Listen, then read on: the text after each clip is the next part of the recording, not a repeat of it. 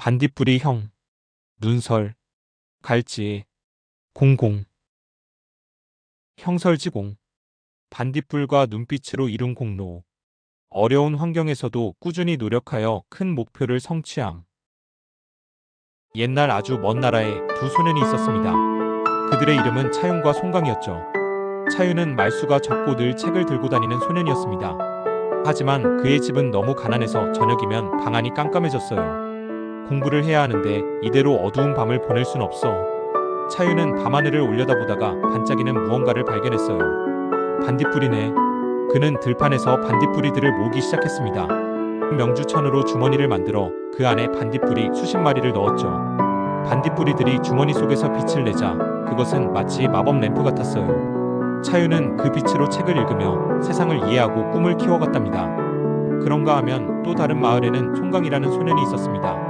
송강 역시 책을 무척 좋아했지만 집이 가난해서 등불을 켤 기름을 살 수 없었답니다. 그런데 어느 추운 겨울밤 송강은 쌓인 눈 위로 달빛이 반짝반짝 빛나는 것을 보았죠. 눈 위의 빛이라니 이걸로 공부할 수 있겠어. 그는 두꺼운 옷을 입고 창문을 열어 차가운 바람을 맞으며 눈에 반사된 달빛으로 책을 읽기 시작했습니다. 얼어붙은 손으로 페이지를 넘기며 송강은 꿈을 포기하지 않았습니다. 이 두 소년은 마침내 노력 끝에 훌륭한 어른이 되었습니다. 차윤은 왕실에서 중요한 일을 하는 관리가 되었고 송강은 나라를 지키는 공정한 관리로 이름을 떨쳤습니다.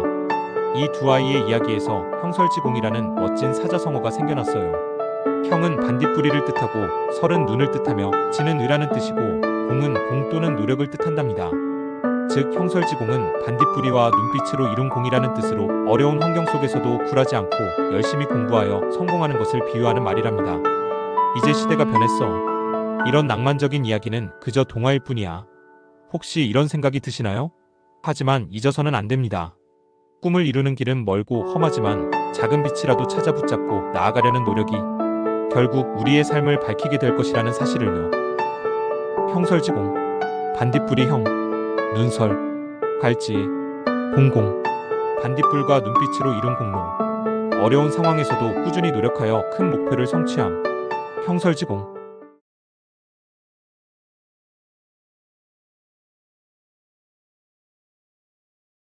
갈마, 도끼부, 지을작, 바늘침, 마부작침, 도끼를 갈아 바늘을 만든. 아무리 어려운 일이라도 끈기 있게 노력하면 이룰 수 있음. 이백은 꼬마였을 때부터 천재였어요. 붓만 잡았다 하면 세상 모든 글자를 춤추게 했고 시를 읊으면 새들도 노래를 멈추고 귀를 기울였죠. 또 책을 들여다보는 것만으로도 뭔가를 척척 알아낼 줄 알았어요. 하지만 이백에게는 아주 골치 아픈 문제가 있었어요. 바로 그가 책을 그다지 좋아하지 않았다는 점이었죠. 이까지 책 따위 내가 모르는 게 어디 있다고.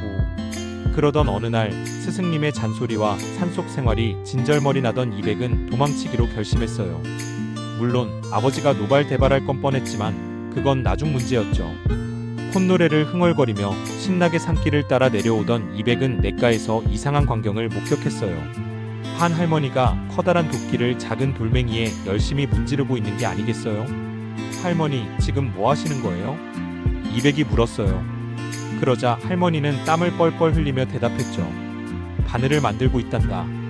도끼로 바늘을 만든다고요? 이백은 배꼽을 잡고 웃었어요. 하지만 할머니는 웃지도 않고 진지하게 말했죠. 왜 웃느냐? 꾸준히 갈다 보면 언젠가는 바늘이 될 수 있단다. 그 순간 이백의 머릿속에 번개가 번쩍 쳤어요. 마치 머리를 커다란 망치로 꽉 맞은 것 같았죠. 맞아. 꾸준히 노력하면 무엇이든 할 수 있어.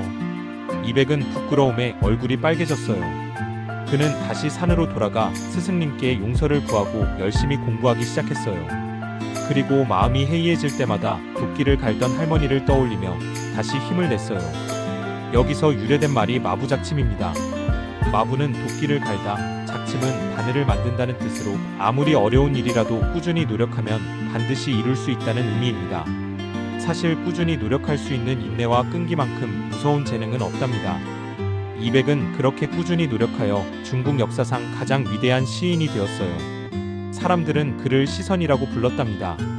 마부작침, 갈마, 도끼부, 지을작, 바늘침, 도끼를 갈아 바늘을 만듦. 아무리 어려운 일이라도 끈기 있게 노력하면 이룰 수 있음. 마부작침.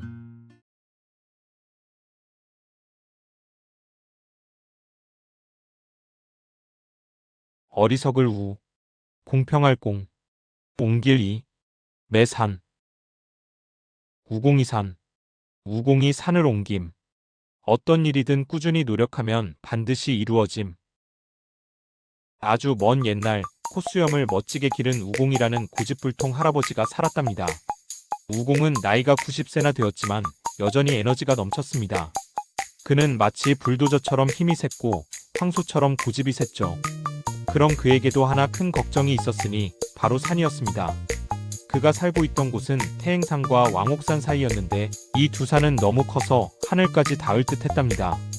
그 산들은 너무 크고 험해서 아무도 쉽게 길을 나설 수가 없었어요. 어느 날 우공은 가족들을 모두 불러 모아 말했습니다. 이 산을 평평하게 만들자. 예주까지 길을 내고 한수까지 갈 수 있도록 만들겠어. 아들들과 손자들은 모두 고개를 끄덕였습니다. 그러나 그의 아내만은 반대했어요. 당신 힘으로는 작은 언덕 하나도 옮기지 못할 텐데 어떻게 이 큰 산을 깎아내겠다고 그래요? 그리고 그 파낸 흙은 또 어디다 버리려고? 흙은 저 멀리 발에에다 버리면 된다오.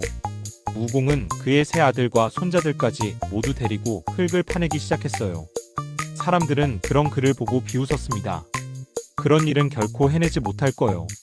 산은 너무 크고 당신은 너무 늙었잖소. 하지만 우공은 전혀 개의치 않았습니다.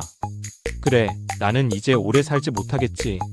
하지만 내 아들이, 내 아들의 아들이 이 일을 이어갈 테고 그렇게 자자손손 이어가다 보면 결국 이 산도 평평해질 날이 올 거야.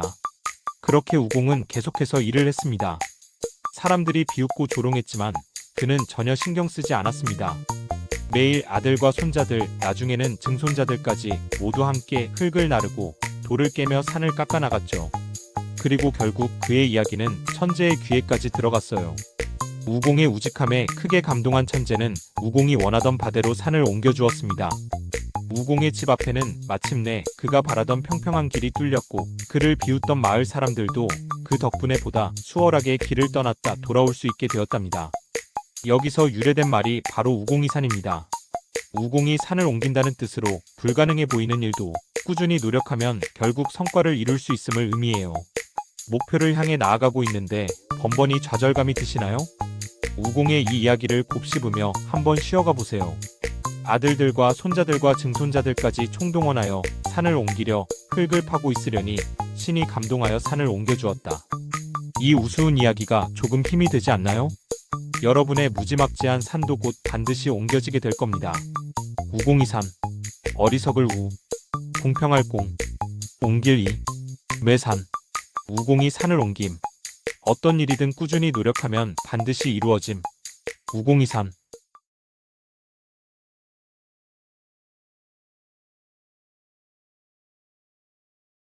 사타구니 과, 아래하, 갈지, 욕될 욕, 과지욕, 바짓가랑이 밑을 기어가는 치욕. 큰 뜻을 지닌 사람은 쓸데없는 일로 남들과 옥신각신 다투지 않음. 옛날 진나라의 회음 땅에 한신이라는 젊은이가 살았습니다. 그는 비록 가난했지만 마음속에는 큰 뜻을 품고 있었어요. 어느 날 시장에서 불량배들이 그에게 시비를 걸었습니다. 불량배 우두머리는 한신을 조롱하며 말했습니다. 내가 정말 용감하다면 이 칼로 나를 찔러보아라. 아니면 내 가랑이 밑으로 기어나가든가. 한신은 잠시 망설였지만 이내 불량배의 가랑이 밑을 기어갔습니다. 시장 사람들은 그런 한신을 비웃었지만 정작 한신은 아무런 반응도 보이지 않았습니다. 그저 조용히 일어나 옷을 툭툭 털고 다시 걸어갈 뿐이었죠. 지금은 참아야 할 때다. 작은 감정에 휘둘려 목숨을 걸 필요는 없다. 한신은 속으로 어려서부터 즐겨 읽어왔던 손자병법의 한 구절을 되새기며 마음을 다잡았어요. 바로 군주는 분노로 군사를 일으키지 않고 장수는 노여움으로 싸움을 시작하지 않는다는 구절이었죠. 결국 한신은 훗날 100만 대군을 이끄는 대장이 되었답니다. 그는 유방을 도와 천하를 통일하는 데 큰 공을 세웠어요. 전장에서 승리하고 마침내 금이 환영한 그는 과거의 그 불량배를 찾아냈어요. 그는 겁에 질린 얼굴로 바닥에 엎드려 머리를 조아리며 말했습니다. 장군님, 그날의 무례를 용서해 주십시오. 그러나 한씨는 그런 그에게 웃으며 말했답니다. 내가 그날 너를 배웠다면 오늘의 나는 없었을 것이다. 그는 불량배를 용서했을 뿐만 아니라 벼슬까지 내렸어요. 사람들은 한신의 너그러움에 감탄했고 그의 이야기는 오랫동안 사람들의 입에서 입으로 전해졌답니다. 여기서 유래된 말이 바로 과지옥이에요. 사타구니 과 아래 하 어조사지 욕될 욕, 즉 가랑이 아래로 기어가는 치욕이라는 뜻의 이 말은 큰 뜻을 이루기 위해 당장의 치욕을 참는 것을 의미한답니다. 한씨는 손자병법의 가르침대로 과지옥의 경험을 자양분 삼아 분노를 다스리고 냉철하게 판단하여 큰 뜻을 이루었습니다. 그는 치욕을 참고 미래를 내다보는 해안으로 성공을 거머쥐었죠. 모욕을 당하더라도 참아내며 때를 기다릴 줄 아는 것은 아주 큰 힘입니다. 순간의 감정에 휘둘리지 않는 것이야말로 진정한 강자의 태도죠. 분노도 기쁨도 순간의 감정은 곧 사라지지만 한 번의 잘못된 선택은 돌이킬 수 없답니다. 과지옥, 사타구니 과, 아래하, 갈지, 욕될 욕, 바짓가랑이 밑을 기어가는 치욕. 큰 뜻을 지닌 사람은 쓸데없는 일로 남들과 옥신각신 다투지 않음. 과지옥.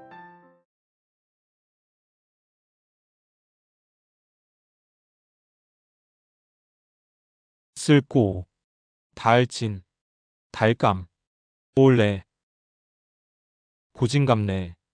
쓴 것이 다하면 단 것이 옴. 고생 끝에 낙이 옴을 이르는 말. 옛날 옛적 아주 멀리 떨어진 어느 마을에 한 가난한 농부가 살고 있었어요. 그 농부는 얼굴도 몸도 비쩍 말랐지만 마음속에는 뜨거운 열정을 품고 있었죠. 그는 비록 가난하여 책은커녕 붓과 종이조차 살 수 없었지만 학문에 대한 갈망으로 가슴이 끓어올랐어요.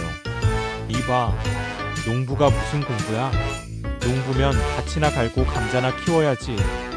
마을 사람들은 그런 그를 비웃었어요.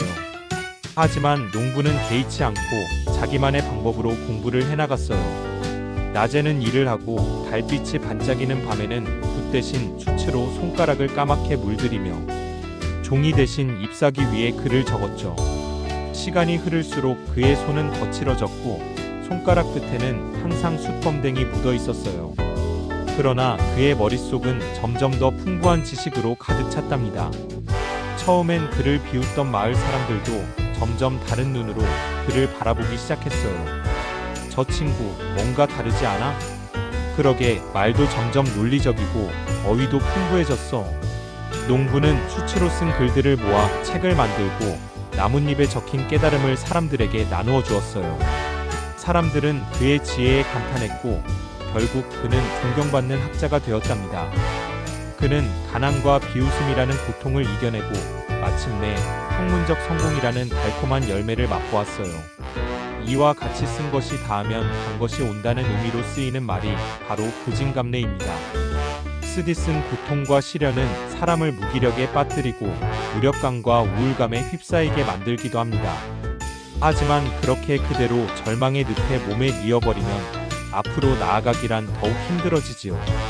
그저 달콤한 사탕이라도 한 알 물고 고진감래의 말뜻을 되새기며 멈추지 말고 계속 앞으로 나아가 봅시다.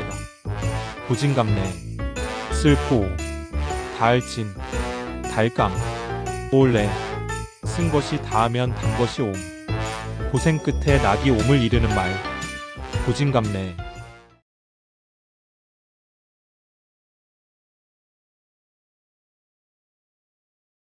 거둘권, 흑토, 무거울 중, 올래, 권토중래. 어떤 일에 실패한 뒤 힘을 쌓아 다시 그 일에 착수함. 당나라의 시인 두목이 어느 날 전설적인 장수 항우가 마지막을 맞이했던 고강의 작은 여관에 머물게 되었어요. 항우는 한데 천하를 호령했지만 결국 패배하고 스스로 목숨을 끊었죠. 두목은 그를 떠올리며 붓을 들어 시 한 편을 썼어요. 전쟁의 승패는 누구도 미리 알 수 없는 일이니 때로는 부끄러움을 참고 묵묵히 견디는 것이야말로 진짜 진짜 강한 마음일 것이다. 강동에는 재능 있는 인재들이 많은데 그들 중에도 흙먼지를 날리며 다시 달리는 법을 아는 자는 많지 않구나. 권토중래는 이 시에서 탄생한 말로 흙을 말아 일으킬 것 같은 기세로 다시 온다는 말이에요. 권토는 흙을 휘말다, 중래는 다시 오다를 뜻해요. 뛰어난 능력을 가진 사람이라도 실패와 좌절을 딛고 일어설 용기가 없으면 그 재능이 빛을 발할 수 없음을 의미하죠. 병아리가 될 기회를 빼앗기고 알로 깨져버릴 운명 속에서도 따뜻한 밥 위에 행복한 후라이를 꿈꾸는 계란처럼 자신에게 주어지는 환경에 굴복하거나 역경에 쓰러지지 않고 다시 새로운 길을 찾는 용기와 결단력을 키운다면 언젠가는 반드시 다시 성공으로 향하는 길을 달리게 될 것입니다. 지난 실패의 땅에 흙먼지를 일으키며 아주 거센 기세로 말이죠. 권토중래. 어떤 일에 실패한 뒤 힘을 쌓아 다시 그 일에 착수함. 거둘권, 흑토, 무거울 줄, 몰래. 권토중래.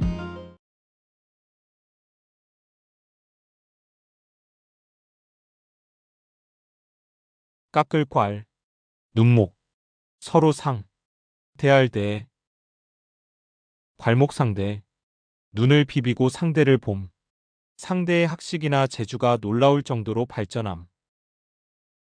우락부락한 장군들이 칼을 휙휙 휘두르며 싸우던 삼국시대 오나라의 손권 아래에는 여몽이라는 장수가 있었습니다. 여몽은 본래 병졸에서 출발해 뛰어난 전공을 쌓으며 장군이 되었지만 지식면에서는 부족한 점이 많았습니다. 그러나 손권은 여몽이 단순히 전장에서만 뛰어난 장수가 아니라 이론적인 병법까지 익히길 원했어요.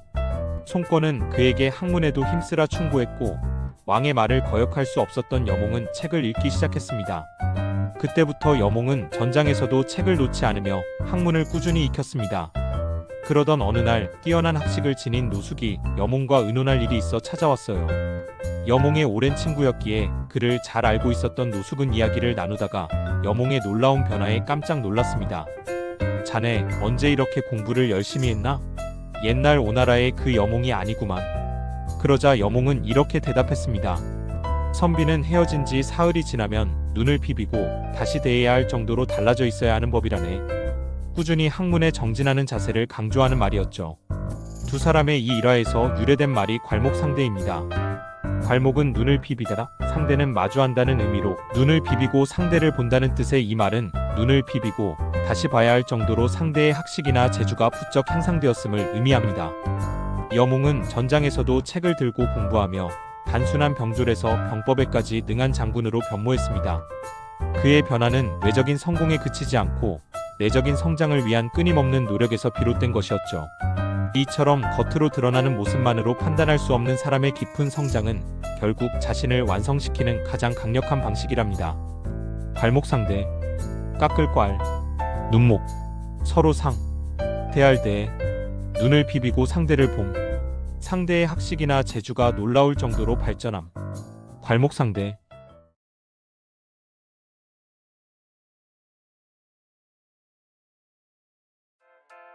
클대, 그릇기, 늦을만, 이룰성,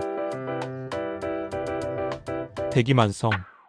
큰 그릇을 만드는 데는 시간이 오래 걸림. 크게 될 사람은 늦게 이루어짐. 삼국시대 조조라는 권세 높은 장군의 곁에는 최염이라는 훌륭한 장수가 있었어요.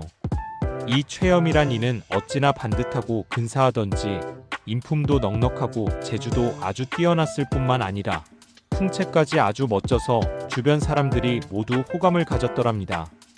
조조 역시 그를 보며 저 친구는 거의 완성형이군 하며 눈을 반짝였지요.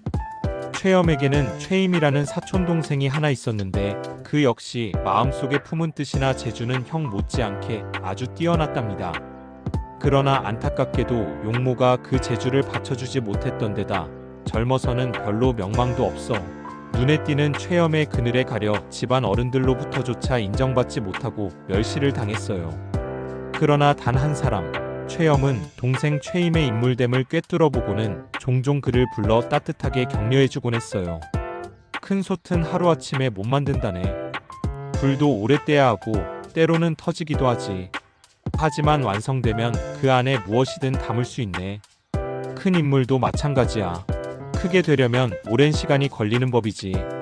자네 역시 대기만성의 사람이라 완성되는데 시간이 좀 걸릴 뿐이지. 결국에는 반드시 큰 인물이 될 걸세. 여기서 최엄이 말한 대기만성은 노자에 나왔던 구절로 큰 그릇은 늦게 만들어진다는 뜻이에요. 위대한 인물이나 큰 일은 시간이 오래 걸려야 완성되니 조급해하지 말고 꾸준히 본질을 닦아야 한다는 의미죠. 최임도 최엄의 격려에 더욱 힘을 내어 밤마다 책을 읽고 아침마다 스스로를 갈고 닦았답니다. 그리고 마침내 형의 말대로 황제 곁에서 나라를 움직이는 재상의 자리에까지 오르게 되었지요. 대기만성, 클대, 그릇기, 늦을만, 이룰성. 큰 그릇을 만드는 데는 시간이 오래 걸림. 크게 될 사람은 늦게 이루어짐. 대기만성.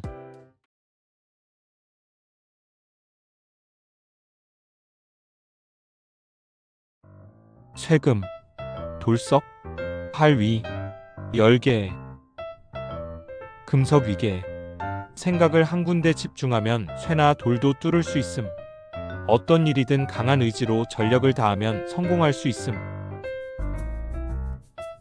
옛날 한나라에는 이광이라는 활을 잘 쏘는 장수가 있었어요.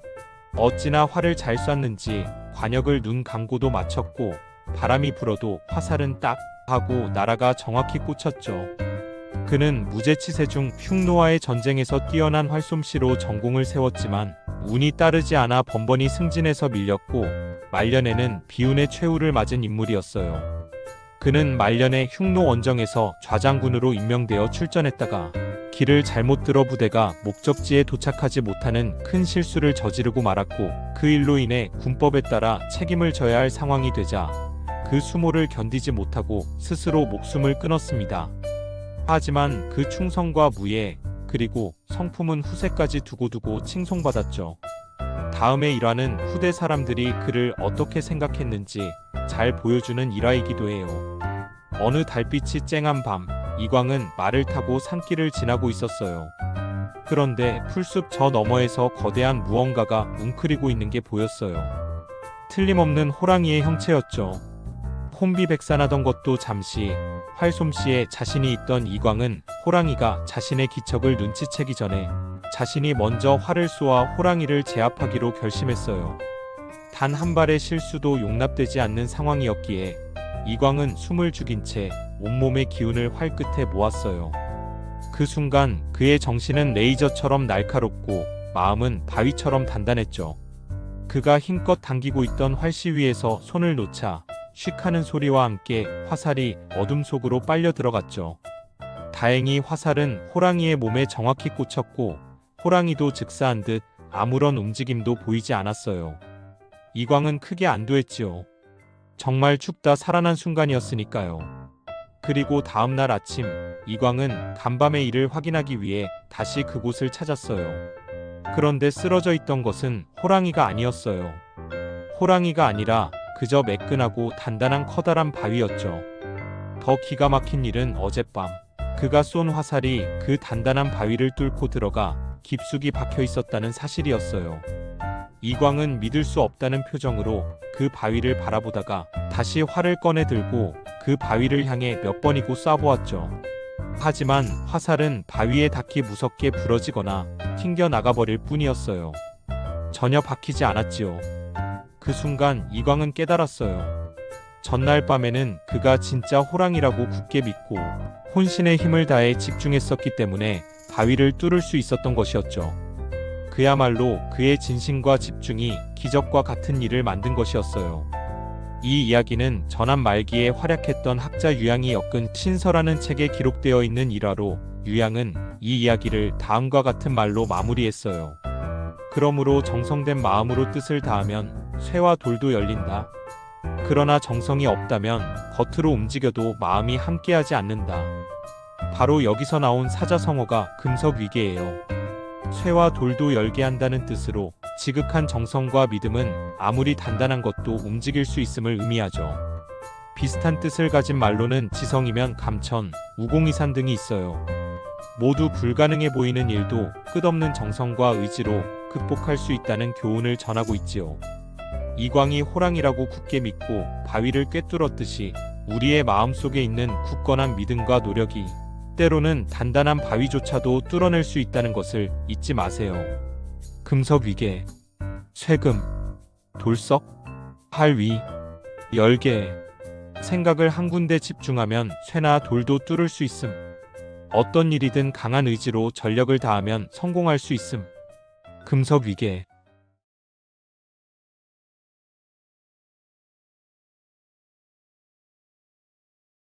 구불곡, 배울학, 언더가, 인간세, 곡하가세. 학문을 굽혀 세상의 아첨함. 자신의 이익을 위해 학자의 양심을 저버림. 한나라 경제는 새로운 시대를 열고자 야심차게 인재를 찾았습니다. 그 중에는 90의 나이에도 꼿꼿한 기계를 자랑하는 원고생이 있었죠. 원고생의 직원을 두려워한 신하들은 이런저런 핑계로 그의 등용을 반대했지만 그의 고든 성품을 높이 산 경제는 개의치 않고 그를 등용했습니다. 아니나 다를까 원고생은 조정에 들어오자마자 지위 고하를 막론하고 잘못된 것을 지적하며 쓴소리를 아끼지 않았습니다. 그의 솔직함은 때로는 황제마저 긴장하게 만들었죠. 같은 산동 출신의 젊은 학자 공손홍은 그런 원고생을 못마땅하게 여겼습니다. 늙은이가 분수도 모르고 저리 날뛰다니. 나이가 많다고 다 잘난 것도 아닐 텐데. 공손홍은 원고생을 무시하며 그를 피했습니다. 하지만 원고생은 공손홍의 속마음을 꿰뚫어보고 있었습니다. 어느 날 그는 공손홍을 불러 진심 어린 충고를 건넸습니다. 자네는 젊고 학문을 좋아하는 사람이라 들었네. 하지만 요즘은 학문이 정도를 잃고 속된 이야기만 유행하고 있지. 이런 흐름이 계속되면 학문의 참된 가치가 사라질까 두렵네. 젊은 그대는 학문을 좋아하니 부디 올바른 학문을 갈고 닦아 세상에 널리 퍼뜨려주게. 세상에 아첨하려고 자신의 학문을 굽히는 일은 결코 없어야 할 것이야. 이때 원고생이 신념 없이 권력이나 세속적 이익에 맞추어 학문을 왜곡하는 태도를 비판하며 한 말이 바로 곡하가세입니다. 곡학은 학문을 굽히다. 아세는 세상에 아첨한다는 뜻으로 학문을 굽혀 세상에 아첨한다는 의미죠. 원고생의 말에 공손홍은 부끄러움을 느꼈고 자신이 얼마나 잘못된 생각을 하고 있었는지 깨달았어요. 그는 원고생에게 용서를 구하며 제자로 받아줄 것을 간청했답니다. 그날 이후 공손홍은 원고생을 스승으로 모시고 학문을 올곧게 연구했습니다. 그리고 그는 조정에서 남들과 타협하는 길이 아닌 진정으로 나라를 위한 학자의 길을 걷게 되었죠. 진심으로 자신의 학문의 가치를 소중히 여기는 학자라면 그 가치를 스스로 훼손하는 일은 결코 할 수 없을 것입니다. 세상의 문제가 복잡하다고 하지만 사실 옳고 그름은 가장 단순한 문제인 게 아닐까요? 곡하가세, 구불곡, 배울학, 언더가, 인간세. 학문을 굽혀 세상의 아첨함. 자신의 이익을 위해 학자의 양심을 저버림. 곡하가세.